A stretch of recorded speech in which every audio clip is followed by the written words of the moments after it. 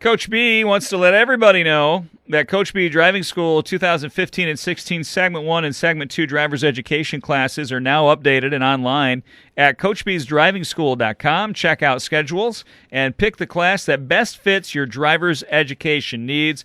Thanks to Coach B's Driving School along with Randy's Auto Body. If you're restoring an older car or pickup truck, if you need some metal panels replaced like floors, fenders, and quarter panels, Randy's Auto Body can help with all of that. You want to have them prep and paint it? Call Randy Lemke at 357-4317 or stop out at 7180 South Hillsdale Road and let's talk about it. Randy's Auto Body does complete collision repair service for cars and trucks, and they have since 1979. He can get your everyday driver looking good again and can help bring an oldie but goodie back to life. Randy's Auto Body, another sponsor of the Time Out Show. Brought to you by Coach B's Driving School, Performance Automotive, Jack Smith Agency, Randy's Auto Body, and the Hillsdale Travel Center. Charger football coming up 6:45. On Saturday evening on FM 92.1 WCSR, and I tried really hard to talk these guys out of retiring, but they're going to go ahead and leave me this year on my own. And I just want to say to everybody, because it's going to be crazy Saturday night, and we'll talk you and I Saturday a little bit too, Jimmy. Sure. But I've enjoyed working with both of you guys. We had a lot of fun out on the road, Dan, and told a lot of stories and. Covered a lot of good ball games, and Eck, I finally found it. It was 2001 that I started doing games with you, okay. So about 14 seasons, and that was a dream come true for me to get a chance to work with you, Jim. And it's been a lot of fun. It's been Andy. fun. So I love your passion. I have some passion. I do, and I had a lot of fun just talking about the game with you and working through some of those seasons. You know, Dano. You talk about a Pat Patterson and a Park Hayes and a Tony Flynn, and the thing that WCSR has that a lot of these stations around the country don't have is these guys have some staying power and some longevity, right? And we're talking about three guys there that did it for a long, long time, and you move over to a Jim Eckhardt who did it for over 40 years. 40 years. That's pretty impressive, isn't it, Dan? Unbelievable. I've been doing it since 2001 or 2002, and Jimmy was by that time it was old hat to him. Of course, he worked with Park for many years, and Park Hayes was boy, the way he could do basketball was just nobody could do basketball like Park Hayes, and Pat Patterson doing football. I know guys that still go around imitating Pat Patterson's voice, and it's incredible, especially the guys from the 72 team. They are 71 to 72. Every time I run into them, they're because they know I've been on the radio, they start doing Pat Patterson. So, Dan, I thought it'd be fun tonight, while we're just kind of reminiscing a little bit, to talk about how it began for both of you. So how did you get involved in doing games at WCSR? Well, as you know, you used to do the Channel 19 Comcast thing, and when you left that, Ted Matko at the college asked me if I'd like to do it, and we had with Jim Measle from WLKI, I believe it is, down in Angola, Indiana. And I said, sure, we'll try that. And so I did that, and Mike Flynn was looking for somebody to help him with the high school program. And so he had asked me if I'd like to do that, and Mike and I have been working together for, goodness, I think it's 14 years, and Jim Measle and I will have been on now for 15 years. This will be our 15th season. And but I had told Mike last year, since we started doing the Pittsford girls games, I says, I think I'll retire after this, Mike. And so I was so fortunate to be able to do the state championship game from the Breslin Center in Lansing. That was a thrill for me. Of course, obviously it was a thrill for the folks from Pittsford, and they're looking forward to getting there again this year. But I just enjoyed all those times, and you and I, like you said, we had some great games. We've been to Grand Valley, saw some sensational games up there. We did Findlay basketball games, and with of course we never won down in Findlay. You know, but, Dan, that would have been nice if they could have got us just one. Just one. All the trips you and I took down there, one win. Come on, guys. I know. And we made some long trips. This last one last year to Lake Erie was a long trip. And another one that we took was to Ohio Dominican. That's a pretty long trip. You can't get there from here. No. They say you can, but you can't. It's Not in a straight line. Not in a straight not in a line. straight That's line. right. No way. And I remember one time going to Indianapolis on the way back. We were halfway to Chicago before we realized that we were going the wrong way. I don't know where I was going. Jeez. Yeah, we took about 100-mile detour that night. You're not the only one I've ever known that went the wrong way around Indianapolis It wasn't a great shortcut to get to be honest with you. I-69. Oh, man. The thing about Bisher is we'd be on these forever road trips, and the conversations were entertaining. I mean, obviously he knows a lot of stuff and a lot of perspective, and it was funny whenever we'd pass a river or a mountain range or whatever, he could tell you the story of that place, wherever you happen to be. And yeah, I learned a lot of information. Most of it I probably can't remember as well as I'd like, but I learned a lot of information during that time, and Dan did a good job on the games, obviously, and you'll be able to hear him this year on the web stream still at Hillsdale College, so it's not too late. Yep, they live stream the games. In fact, I think that's an NCAA division, or actually an NCAA rule now. They want all the colleges and universities to live stream their game on the internet. Mm-hmm. And so, no matter where you are in the world, you can hook your computer up to your big screen, flat screen TV. Now, my wife wanted me to bring up to you, Dan, and this is like feeding red meat to the hungry dogs. There was a night in Ashland where I almost went to jail, and Dan, you were going to have to drive Davey home. Oh, please, sir, don't take me to jail. That was one of the funniest things.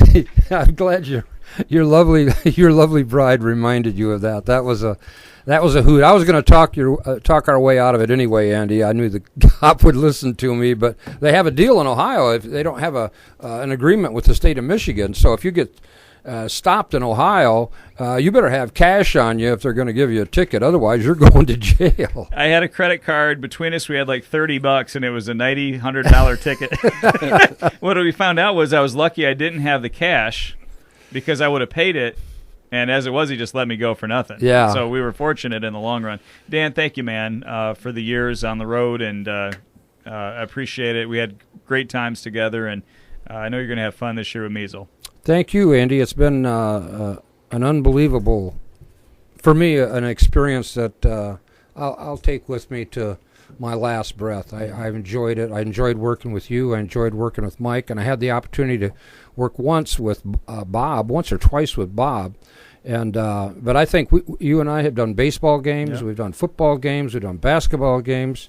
And with Park, I'd done a couple of basketball games, and I had done a Little League baseball game with Park one time. And so the experience has just been unbelievable. I know a lot of people have asked me, how do you get a job like that? Well, you got to be a little bit lucky, and I guess you got to know what you're doing, and I hope I was able to.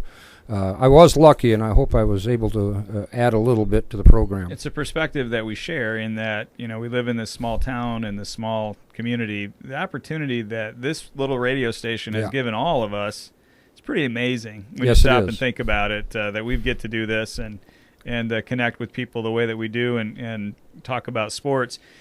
Jimmy, we're going to take a long trip back now. Now, Dan's was pretty far back, but we got to get back into the 1970s or something like that for you. Now, how did you get tangled up in all of this?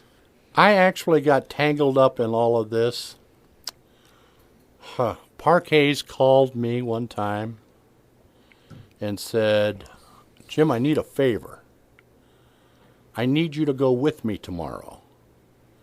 Because they had 3 or 4 games, high school playoff games going on, and not enough people. So he and I went and watched North Adams play Flint Holy Rosary. That was your first radio game? Yep. And the only reason he called me was because at the time I was officiating football. And I said, I don't know anything about the radio. He said, just talk about what you see. Well, I can do that. And it kind of went over well, and he just kept asking me to come back and do it some more. And that's kind of how it started. When it started with the college, Bill Morris had just gotten here. And I'd been going up to watch basketball games. I've been going to basketball and football games since the early 50s. Yeah, you and I both. And I called Park and I said, this is not a bad basketball team. They started out the season 6-0. And I said, they're fun to watch. I said, we really should be doing those games. And so I came down and talked with Park for a little while, and we went in and talked with Tony. And Tony was not too interested in doing those games, only because they had done that a couple of times in past years, only to watch Hillsdale kind of lose the enthusiasm for football or for basketball. And so he wasn't interested in getting caught up at that again. But he let us get started with it, and that's been going strong ever since. Your chemistry, I think Dan said it well. Parquet's probably the best play-by-play man in this area for forever. Could have done it anywhere, I feel like, but love this community, this county, and all the rest of it. When he could have left, he wouldn't leave. That's right. So what was it like? We've talked about this before, but for people listening right now thinking about you and your career, Tony Flynn, Parquet's the two guys that people associate you with the most. What was it like to work with those guys? It was incredible. I mean, it was a lot of fun. Park and I were such good friends. Sally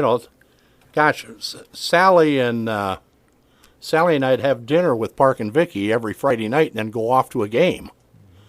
And we had a blast together. You talk about you almost getting in trouble in Ashland. How about Parquet's almost getting us arrested at the border? I mean, we're going across to the University of Windsor to do a basketball game, and Park starts chewing at the border patrol. And I'm trying to quiet him down, and the mounted policeman is saying, I want to see all that radio equipment, and where's your permit to bring it across the border? And, the fine for that's $10,000, and you could spend 2 years in jail. And Park is arguing with the guy, and I'm saying, Park, you don't argue this. Let me talk to the guy. Don't argue. And it took us, we were at the Ambassador Bridge for about 2 hours while we got it straightened out. I mean, they were calling everywhere, trying to get permission for us to go ahead and take that stuff across. And when we came back across the border, of course, now the crossing guard's on the American side, and I rolled down my window. Now, I had my family with me, the little kids, Vicky's parents. When we came back across the Ambassador Bridge, the guy said, who won the game? Yeah.